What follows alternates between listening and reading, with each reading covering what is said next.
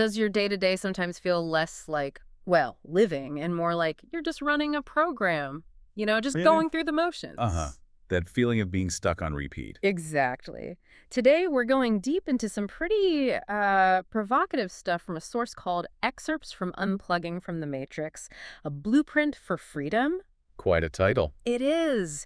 And our mission here is basically to give you a shortcut, to really understand its bold ideas about what this matrix actually is and how you might potentially escape it. Mm-hmm.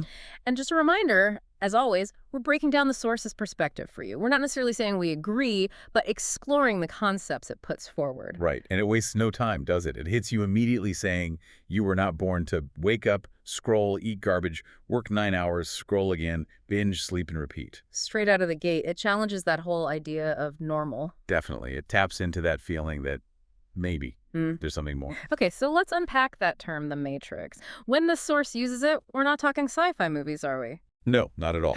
The source is quite clear. This isn't science fiction. It calls the Matrix an invisible force. An invisible force. Yeah, one that kind of nudges you, pushes you towards a very conventional life.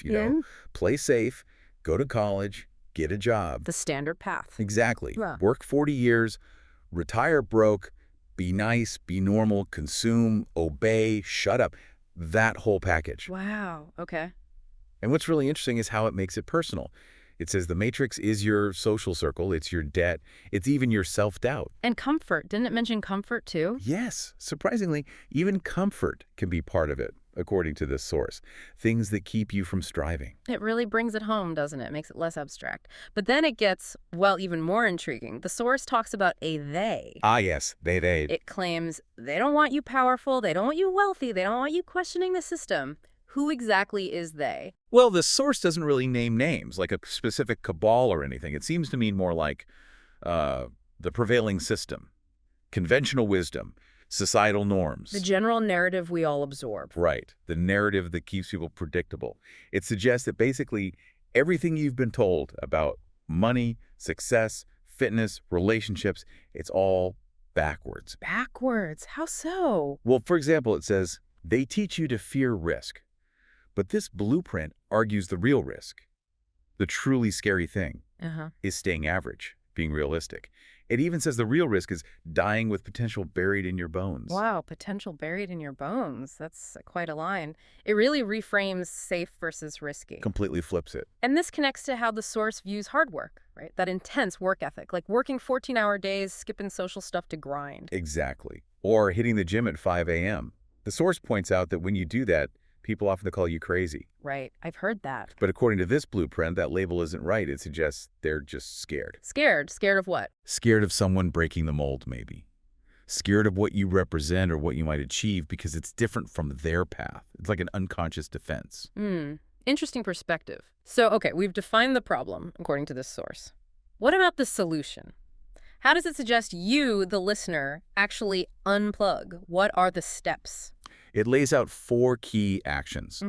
Pretty direct ones. Okay. 1, training your mind daily. Makes sense. Mental discipline. 2, building income streams that no one controls. Right. Financial independence, basically. Commercial. Okay. 3, crafting a body they can't ignore. So physical strength and presence. And the last one. 4, becoming so valuable they have no choice but to respect you. Building real skills, real value. It's interesting how concrete those are. Mind, money, body, value, not just, thinking differently. No, it's very action-oriented. And it sums it up even more simply. Stop scrolling, start building. Yeah. That's blunt. Stop scrolling, start building. There's a power in that simplicity. But the way the source describes life after you unplug, after you see the truth, it doesn't sound peaceful. No, not at all. It uses some intense language. It says, once you see the truth, you can't unsee it. Okay. And from that moment, life is war. War. Seriously, that's the word he uses. Life is war. And war is beautiful when you know you're winning. It frames it as this ongoing struggle, but a worthwhile one, a beautiful thing if you're succeeding. That's a really strong, almost combative viewpoint, a constant battle against those norms. It seems so. It positions unplugging not as reaching some Zen state, but entering an active fight for your own defined life. And it ends with that command, doesn't it? Unplug, unleash, and never go back. That's the final word. Very definitive. So summing up this deep dive, It's a really radical call, isn't it? To totally redefine freedom, success, everything outside the usual lines, challenges you to rethink pretty much everything.